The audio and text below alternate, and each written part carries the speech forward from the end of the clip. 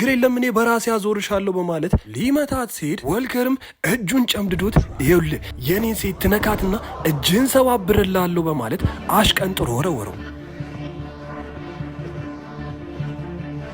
አንተ ማትረባ ይኸውልህ ከዚህ በኋላ ምን እንደማደርግ ታየኛለህ። እንድትንበረከክ ብቻ አይደለም ጫማዬን ዝቅ ብለህ እንድትለሳ አረጋለሁ በማለት ሲነግረው ወልከርም በመቀጠል እሷ ፊቷን ካዞረች የመጀመሪያ የሚሰግደው ሰው አንተ ነህ በማለት ነገረው። ወንድምየውም ሳቁን ለቀቀና አንተ ማትረባ መስታወት አጣቢ፣ እሷ ደግሞ የማትረባ ሴት ማን ነው እኔን እስኪ ሊያንበረክከኝ የሚችለው በማለት ሳሚም አልገባህም ገደል ውስጥ ራስን እየከተትክ ነው አለው። ሃርፐርም ወደሱ መጣችና ይኸውልህ የመውጫ መንገድ አንድ ነው፣ እሱም ተንበርክከ ይቅርታ ጠይቀንና ሁላችንም መውጣት ትችላለህ፣ ይሄ የሀብታሞች ግሩፕ ነው በማለት ስትናገር በባለቤቷ ላይ የሚደርሰውን ጫና ስትሰማ ሚስተር ስታርሊንግ ፊቷን አዞራ ሚስተር ቪንሰንት አንተም እንደዛ ነው የምታስበው ብላ ስትጠይቀው ሚስተር ቪንሰንትም አለቃውን ሲያያት የሚገባበት ጠፋው። እየተንቀጠቀጠም ሚስተር ስታርሊንግ ብሎ ጎንበስ ሲልላት ወንድምየው ጣልቃ ገብቶ ምንድነው ሚስተር ስታርሊንግ የምትለው?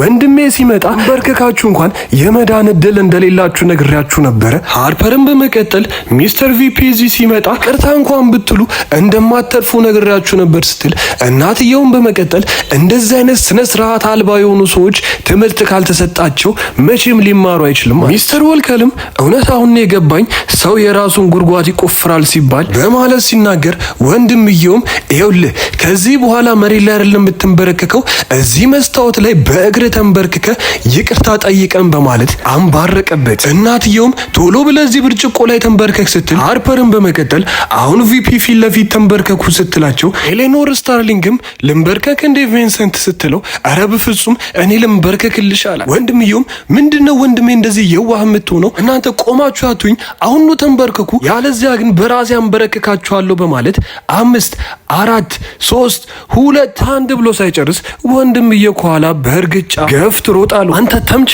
አንተ ነዚህ ጋር መንበርከክ ያለብህ እንዴት እንደዚህ ትናገራታለህ? በማለት ሲናገረው ሁሉም ሰዎች ደነገጡ። በመቀጠልም ወንድሜ ጭንቅላትን አታል ወይ እነሱ እኮ ናቸው መተህ የበጠበጡን ይሄ የማይረባናችን ማትረባ ሴት በማለት ሲናገር እናትየውም አሁን እነሱ ናቸው ተንበርክከው መጠየቅ ያለባቸው።